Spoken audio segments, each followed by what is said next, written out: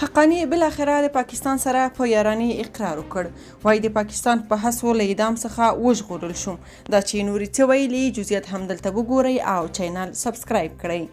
د حقانی شبکې لوړپوړی غړی انس حقانی د جرمني له شپیګل مجلې سره په خبرو اترو کې ویلي چې د ازادۍ لپاره یې د امریکایي پوهنتون د دوه استادانو له تښتولو پرته بله لاره نه وه.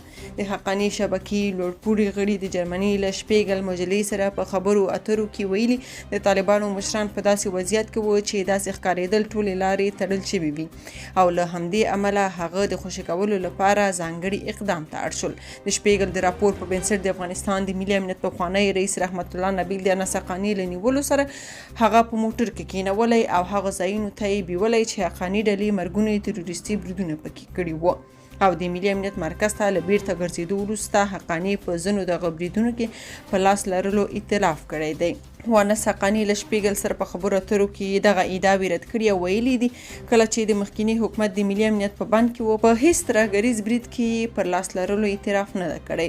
حقانی همداراز شپیګل ته ویلي چې چین د پاکستان په غوښتنې سره د مخکینی حکومت لخوا د هغه د اعدام کېدو مخه نیولې وه.